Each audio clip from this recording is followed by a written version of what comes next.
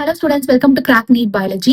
In the video, chapter 14, Breathing and Exchange of Gases இருந்து Transport of Gases பத்தி பார்க்க போறோம். So last video, Mechanism of Breathing, Respiratory Volumes and Capacities and Exchange of Gases பத்தி பார்த்தோம். So this is the continuation of the previous video. Okay. So transport of gases எடுத்துக்கிட்டோம்னா, blood is the medium of transport for oxygen and carbon dioxide. So blood மூலமா தான் oxygen carbon dioxide transport ஆகும். Oxygen எடுத்துக்கிட்டோம்னா 97% of it is transported by the red blood cells. Okay, whereas remaining 3% it is transported in a dissolved state through the plasma. So plasma அப்படின்றது it is the liquid part of the blood.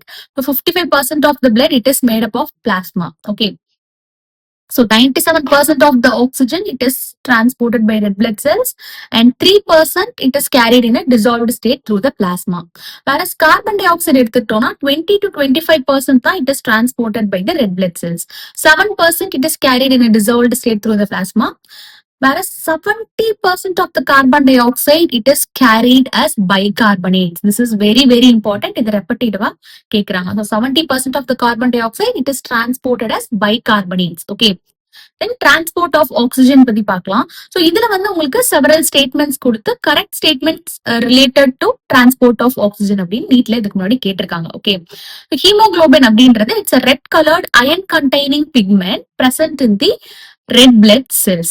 So oxygen இந்த ஹீமோகுளோபினோட reversible மேனர்ல find ஆகி ஆக்சிஹீமோகுளோபின் form ஆகும். So ஹீமோகுளோபினோட oxygen reversible மேனர்ல find ஆகும் அப்படின்றது. So formation dissociation ரெண்டுமே நடக்கும். அதான் reversible மேனர்ல find ஆகி ஆக்சி ஹீமோகுளோபின் ஃபார்ம் ஆகும் அப்படின்னு சொல்றோம். So each haemoglobin molecule it can carry a maximum of 4 oxygen molecules. So இந்த binding of oxygen with haemoglobin இது primarily it is related to the partial pressure of oxygen. So partial pressure of oxygen அதிகமா இருந்ததுன்னா it favours the binding of oxygen with haemoglobin. Okay.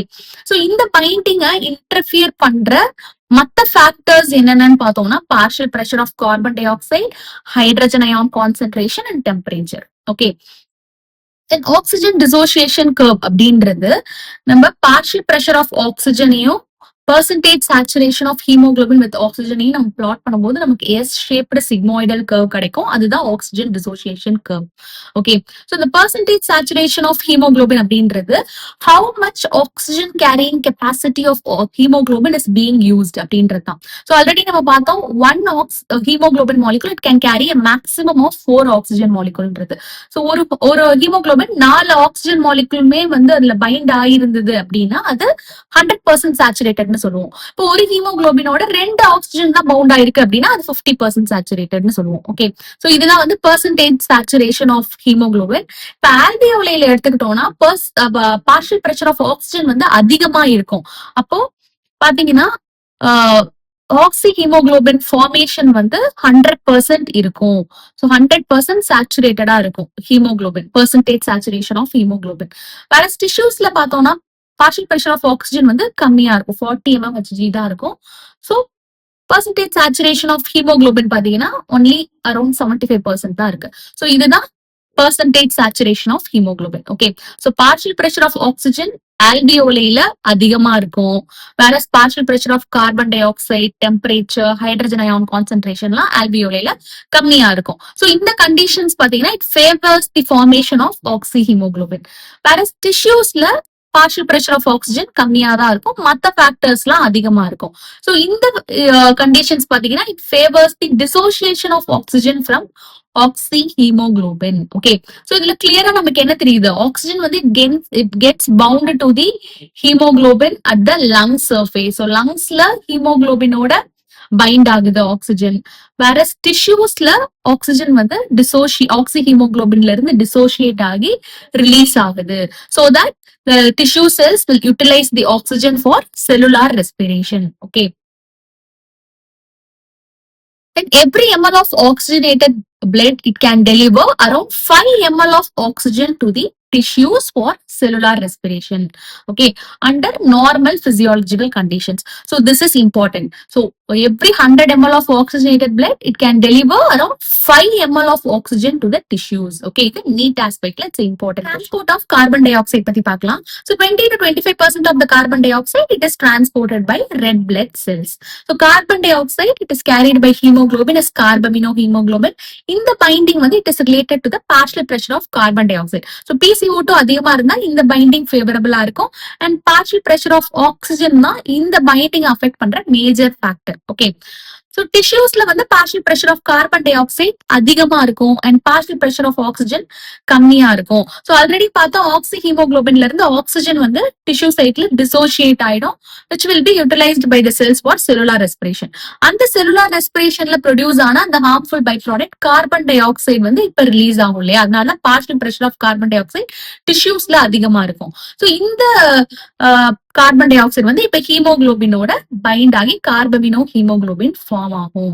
And இந்த carbamino haemoglobin வந்து இப்போ blood மூலமா transport ஆகி ஆல்வியோலைக்கு போகும். ஆல்வியோலைல partial pressure of carbon dioxide கம்மியா இருக்கும்ன்றதுனால இந்த கார்பமினோ ஹீமோகுளோபின்ல இருந்து கார்பன் டை ஆக்சைடு டிசோசியேட் ஆகும்.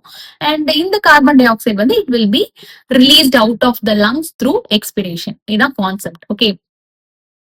So only 20 to 25% of the carbon dioxide it is transported by the red blood cells. So 70% of the carbon dioxide it is carried as bicarbonates in பார்த்தோம் இல்லையா, அதோட explanation பார்க்கலாம்.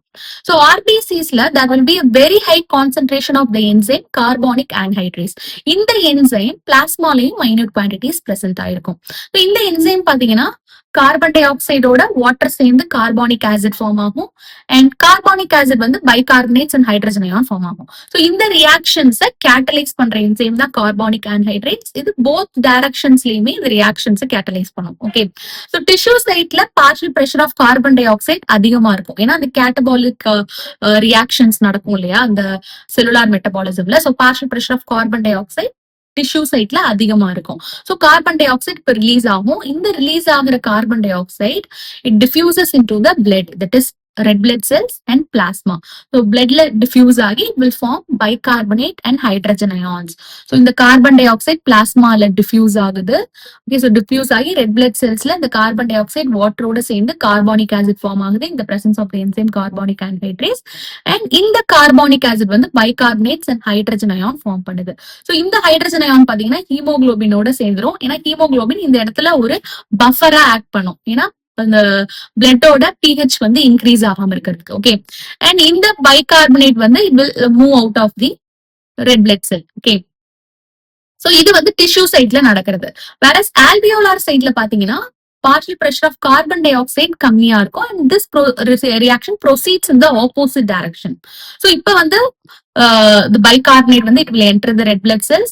So இப்போ ஹீமோகுளோபின்ல இருந்து இந்த hydrogen ion release ஆயிடும் and இது வந்து it will join and form the carbonic acid and இந்த carbonic acid வந்து it will form carbon dioxide and water. So alveolar site where partial pressure of carbon dioxide is low, the reaction proceeds in the opposite direction leading to the formation of carbon dioxide and water. So carbon dioxide trapped as bicarbonate at the tissue level. So tissue level la bicarbonate trap ஆன carbon dioxide இப்போ alveoli க்கு transport ஆகி it is released at the released as carbon dioxide. Okay. So இந்த carbon dioxide இப்போ expiration மூலமா it will released out of the lungs. So every 100 ml of deoxygenated blood delivers approximately 4 ml of carbon dioxide to the alveoli. This is important. So this is about the transportation of the carbon dioxide. Regulation of respiration பத்தி பார்க்கலாம். So நம்ம பாடி டிஷ்யூஸோட டிமாண்டுக்கு ஏத்த மாதிரி respiratory rhythm maintain பண்ணி moderate பண்ற, which means limit பண்ற அந்த ability human பீயிங்ஸ்க்கு இருக்கு. So இது எப்படின்னா by means of the neural system. Okay. So respiratory rhythm center, it's a specialized center which is present in the medulla region of the brain. So in the center வந்து it is responsible for this regulation. So the respiratory rhythm regulations primarily in the center வந்து it is responsible. Whereas the pneumataxic center அப்படின்றது it is present in the pons region of the brain. So in the center தான் it will moderate the functions of the respiratory rhythm center. So respiratory rhythm center வந்து limit பண்றது, அதோட functions slow down பண்றது வந்து இந்த pneumotaxic சென்டரோட role. Okay, so இந்த சென்டர்ல இருந்து வர neural signal it reduce the duration of inspiration and thereby respiration rate. So அதனால இந்த சென்டரை வந்து இட்ஸ் த இன்ஸ்பிரேஷன் ஸ்விட்ச் ஆஃப் மெக்கானிசம் அப்படின்னு சொல்லுவாங்க. ஸோ அதிகமான ஏரை இன்ஸ்பயர் பண்ணி நம்ம லங் டேமேஜ் ஆகாம இருக்கிறத கண்ட்ரோல் பண்ற ஒரு ஸ்விட்ச் ஆஃப் மெக்கானிசமா இந்த நியூமோடாக்சிக் சென்டர் இருக்கும். So neural signal from this centre reduce the duration of inspiration and thereby respiration rate. This is very very important. So increases the அப்படின்னு கொடுத்து உங்களுக்கு கேட்பாங்க. It reduce the duration of inspiration. Okay, and respiratory rhythm சென்டருக்கு பக்கத்துல present ஆயிருக்கிற area தான் chemo sensitive area. So இந்த area வந்து it is highly sensitive to carbon dioxide and hydrogen ions. So இந்த சப்ஸ்டன்ஸ் வந்து இன்க்ரீஸ் ஆச்சு அப்படின்னா இந்த கீமோ சென்சிட்டிவ் ஏரியா ஆக்டிவேட் ஆகும், which will signal the respiratory rhythm center. Okay, so to make necessary adjustment in the respiratory process so that இந்த substance வந்து eliminate ஆகிறதுக்கு. Okay, then இந்த அயோர்டிக் ஆர்ச்ல பிரசன்ட் ஆயிருக்க அந்த கெரோட்டிட் ஆர்டரி இதுல எல்லாம் வந்து அந்த CO2 சென்சார்ஸ் இருக்கும், ரிசப்டார்ஸ் இருக்கும்.